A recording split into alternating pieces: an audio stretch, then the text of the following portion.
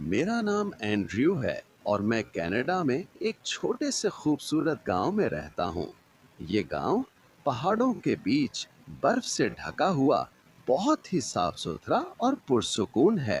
मैं यहाँ अखबार तकसीम करने का काम करता हूँ। मेरे पास एक साइकिल है जिस पर सवार होकर रोजाना करीबी शहर जाता हूँ। वहाँ से अखबार लेता हूँ और फिर गांव के हर घर तक अखबार पहुँचाता हूँ। मेरी रोजाना की ड्यूटी 8 घंटे की होती है।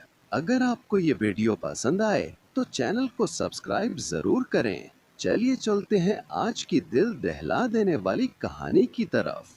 ये वाकया सर्दियों के दिनों का है, जब हर तरफ बर्फ जमी होती है, सांसें धुंध में लिपटी होती हैं और हवा में एक अजीब सी खामोशी बसी होती है। उस दिन भी मैं अपने मामूल के मुताबिक गांव में अखबार तकसीम कर रहा था। मेरा आखिरी अखबार एक चर्च में जाता था, जहां एक बूढ़ा पादरी रोज मुझसे अखबार लेता था। मैंने उसे रोज की तरह अखबार दिया और वापसी के लिए मुड़ा ही था कि मेरी नजर चर्च के मैदान में पड़ी, जहां एक छोटा सा बच्चा बैठा हुआ था। इसके हाथ में सुर्ख रंग के बालों का गुच्छा था, जैसे किसी गुड़िया या पुराने खिलौने से निकाले गए हों।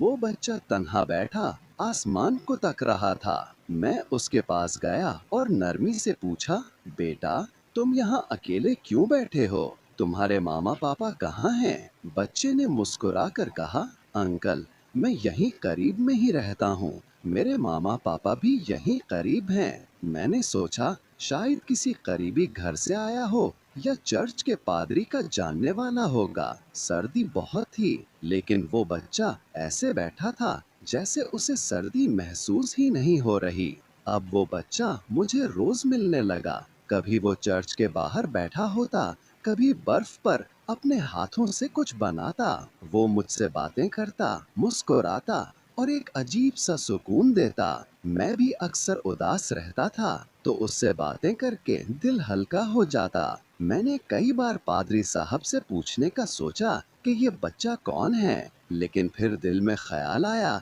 कि शायद फजूल बात है, कोई यतीम होगा या किसी का मेहमान। फिर एक दिन का जिक्र है, बारिश हो रही थी। मैं रोजाना की तरह अखबार तकसीम कर रहा था। एक इंडियन फैमिली के घर मुझे अखबार देना था। मैंने बेल दी। अंदर से आवाज आई, प्लीज अखबार अंदर रख दें, मैं थोड़ा बिजी हूँ। बारिश जोरों की थी। मैंने सोचा अंदर रख देता हूँ। जैसे ही मैं अंदर गया, मेरी नजरें ड्राइंग रूम की दीवार पर अटक गईं।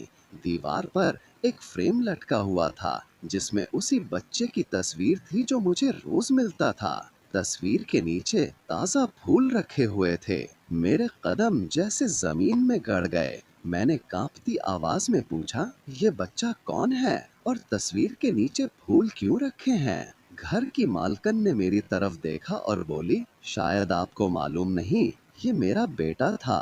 3 साल पहले एक बर्फानी तूफान में ये हमसे जुदा हो गया। मेरा दिल दहल गया, सांसें रुक गईं।